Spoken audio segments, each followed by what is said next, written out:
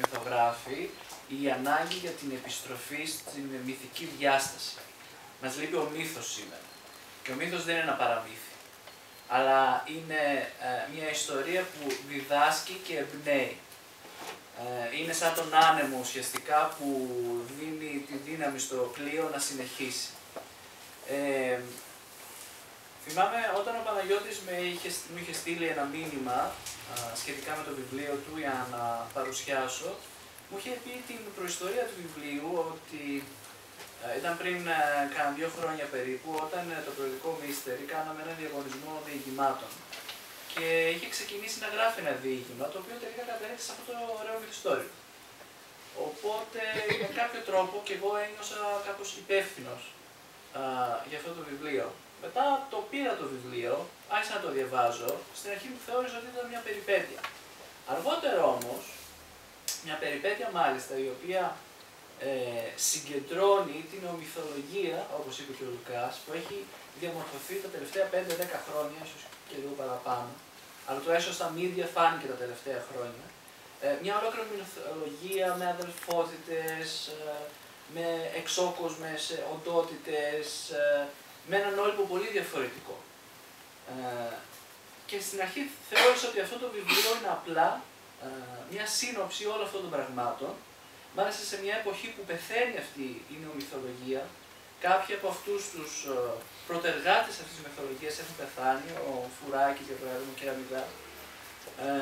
Οπότε, κατά μία έννοια, οι μελλοντικοί μελετητές αυτής της περίοδου θα λένε ότι ίσως το πέρασμα του Ιγνάτιου είναι η έξοδος από αυτή την εποχή σε μια άλλη εποχή που θα ανατείλει σε λίγο. Οπότε και εκεί θα ψάχνουμε μια νέα μυθολογία. Στην αρχή θεώρησα ότι είναι αυτό λοιπόν. Και η αλήθεια είναι ότι τέτοιου είδους βιβλία υπάρχουν αρκετά, αλλά όχι στη μορφή μυθιστορήματος. Και αυτό είναι το πιο μαγικό, το πιο ιδιαίτερο. Καθώς διάβαζα όμως το βιβλίο, βρήκα με μεγάλη έκπληξη μερικά κεφάλαια τα οποία πήγαιναν το όλο θέμα πολύ πιο πέρα. Το πήγαινα στη μυθική διάσταση που εμένα προσωπικά με συγκινεί αρκετά. Και αυτομάτως θυμήθηκα έναν από τους αγαπημένους μου μύθους από την αρχαία Αίγυπτο που μιλάνε για αυτό το θέμα, το βουνό. Γιατί η ραχοκοκαλιά του μυθιστορήματος είναι ο Όλυμπος, είναι το βουνό. Λοιπόν, οι αρχαίοι Αιγύπτιοι λέγανε μάλλον, ότι στην αρχή του κόσμου, πριν υπάρξουν όλα αυτά, το μόνο που υπήρχε ήταν ένας ωκεανός, ο Νου. Και ξαφνικά μέσα από εκεί εμφανίζεται ένας λόφος, με πυραμιδικό σχήμα κιόλας. Εκεί έκατσε ο Θεός, ο πρώτος ο Θεός, ο Ατού, και αυτός γέννησε τους θεούς που γέννησαν τον κόσμο, που γέννησαν την ανθρωπότητα. Οπότε η αρχή των πραγμάτων είναι ένα βουνό, είναι μια πυραμίδα. Μάλιστα αυτή η πυραμίδα, αυτός ο λόφος, ο πρωταρχικός λόφος, ο Μπεν, όπως το λέγανε, υπήρχε ομοίωμά του σε ναό στην Ηλιούπολη και υποτίθεται ότι κάθε μέρα οι πρώτες αχτίδες ήταν τοποθετημένες σε τέτοιο σημείο, ώστε οι πρώτες αχτίδες του ήλιου να πέφτουν πάνω του. Αν αυτό σας θυμίζει το σχήμα των πυραμίδων, έχετε δίκιο. Οι πυραμίδες στην Αίγυπτο χτίστηκαν με αυτό κυρίως το σκοπό, για να ομοιάσουν τον πρωταρχικό λόφο. Το ίδιο ακριβώς συμβαίνει φυσικά με τις πυραμίδες στη Μεσοποταμία, στην Αμερική, στην Κίνα και οπουδήποτε αλλού υπάρχουν πυραμίδες, και στην Ελλάδα είναι ομοιώματα βουνών.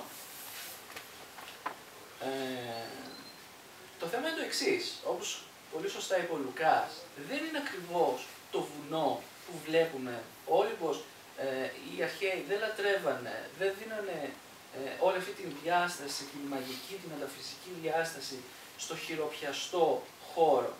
Μιλούσαν για ένα ιερό βουνό, για ένα κοσμικό βουνό, για ένα άλλο όλυμπο. Και κάθε λαός έχει το δικό του όλυμπο. Γιατί λοιπόν μιλάμε εδώ πλέον για ένα σύμβολο? Γιατί αυτό το πράγμα, αυτό το βουνό, το ιδιαίτερο βουνό, έχει τουλάχιστον, ο Ελιάντη έλεγε, έχει τουλάχιστον 3 διαστάσεις. Εκείνη τα μυστικά, το κλειδί για να αποσυμβολήσουμε αυτόν τον μυθικό όλυμπο. Το ύψος, το βάθος και το σημείο. Το ύψος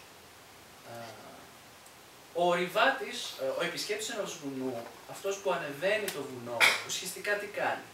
Αφήνει πίσω του την ασφάλεια του πολιτισμού και ανεβαίνει τη γέφυρα ή τη σκάλα του Ιακώβ, αν θέλετε, ανεβαίνει μια γέφυρα για να πάει σε ένα άλλο κόσμο, σε ένα άλλο πεδίο.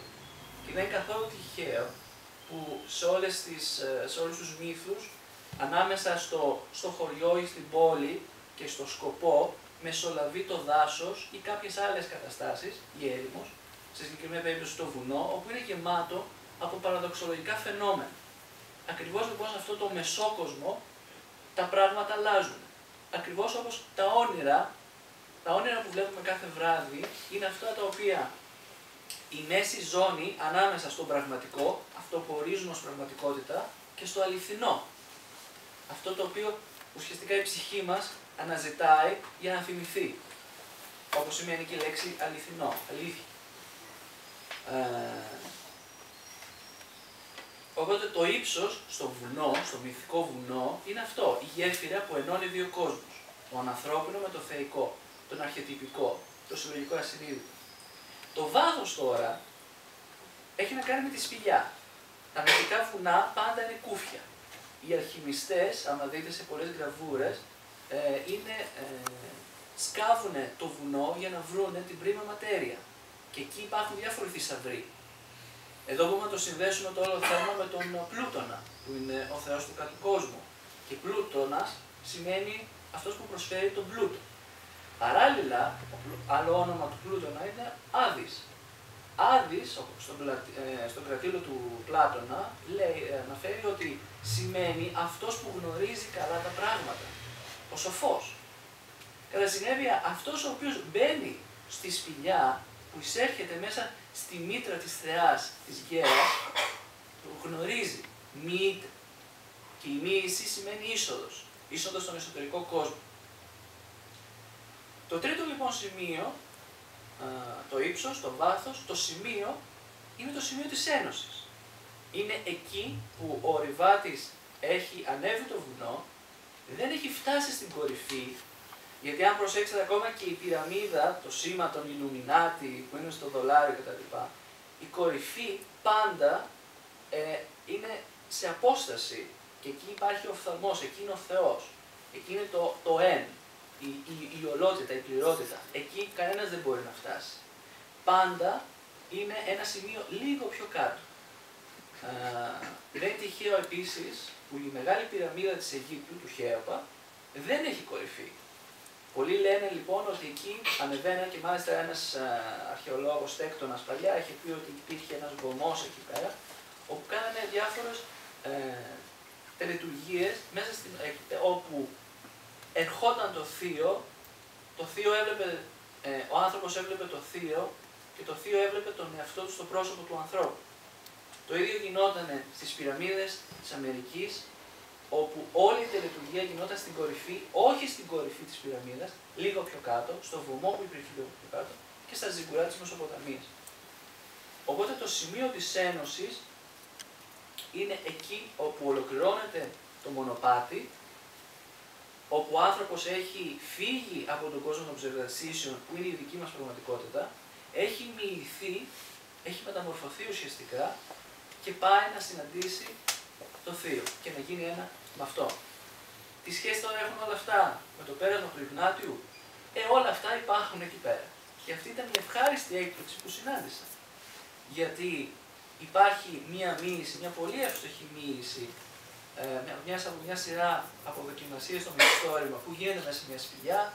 Υπάρχει η άνοδος και φυσικά το μεγάλο μυστικό και αποκορύφωση είναι όπου ο Παναγιώτης δίνει το σημείο της ένωσης μέσα από μια πύλη. Και μάλιστα από μια πύλη των Λεόντων. Και μάλιστα όταν τον ρώτησα προχθές, του λέω πώς το σκέφτηκες αυτό? Μου λέει έτσι μου ήρθε. Και όμως αυτό είναι τρομερό θέμα. Γιατί σε όλες τις εσωτερικές παραδόσεις η πύλη των Λεόντων σχετίζεται, ο Λέοντας είναι σύμβολο του ήλιου. Και ουσιαστικά εδώ έχουμε μια ηλιακή μεταμόρφωση.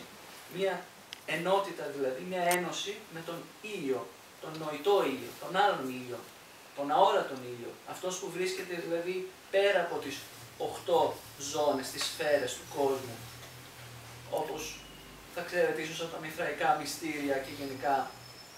Λοιπόν, και εδώ είναι το μυσταγωγικό γνωμικό που λέει ότι κάθε άνδρας και κάθε γυναίκα είναι ένα αστέρι, γιατί κρύβουμε ένα ήλιο μέσα μας. Και όποιος ακολουθεί αυτό το μονοπάτι, γίνεται ένα με αυτόν τον ήλιο. Υπάρχει μια ολική μεταμόρφωση. Κατά συνέπεια, το πέρασμα του Ιγνάτιου, το μυθιστόρημα που θα διαβάσετε, δεν είναι μια απλά περιπέτεια. Δεν είναι μια συλλογή από νεομυθολογικά στοιχεία που καλώς ή κακώς αναπτύχθηκαν στη χώρα μας. Προσφέρει μια άλλη διάσταση. Δεν είναι τυχαίο, για παράδειγμα, που ένας από τους πρωταγωνιστές του βιβλίου, ο Γκριζομάλης, τον οποίο δεν θα αποκαλύψω την ταυτότητα γιατί έχει ιδιαίτερο ενδιαφέρον, ο Γκριζομάλης είναι το αρχέτυπο του γέρου σοφού. Η αγαπημένη του πρωταγωνιστή είναι η άνημά του, η γυναικεία πλευρά του κάθε άντρα. Και φυσικά ο πρωταγωνιστής που είναι ο πελασγός, ο Γεώργιος Πελασγός, τι σημαίνει αυτό το όνομα, το οποίο τυχαία διάλεξε ο Παναγιώτης, είναι αυτός ο οποίος πλέει μέσα στη θάλασσα. Και ο Γεωργός, τι σημαίνει αυτό το όνομα, είναι αυτός που καλλιεργεί. Οπότε βλέπουμε ήδη το στοιχείο της γης και του νερού, σε συνδυασμό με τον ήλιο. Οπότε βλέπουμε να δημιουργείται ένα είδος μαντάλ, μιας ένωσης διαφορετικών στοιχείων, που όλο αυτό μαζί θα περάσει την πύλη των λεόντων, την ολική μεταμόρφωση. Αλλά αυτά καλύτερα θα τα διαβάσετε εκείνες τις στιγμές. Απλά να θυμάστε και αυτό, ότι πέρα από την νεομυθολογία της μεταφυσικής συνωμοσίας που κυριαρχεί στα μίντια, στα περιοδικά και στα βιβλία, υπάρχει μια μυθική διάσταση σε αυτό το βιβλίο. Και αυτή είναι που πραγματικά μας δίνει έμπνευση και όραμα για να συνεχίσουμε. Ευχαριστώ.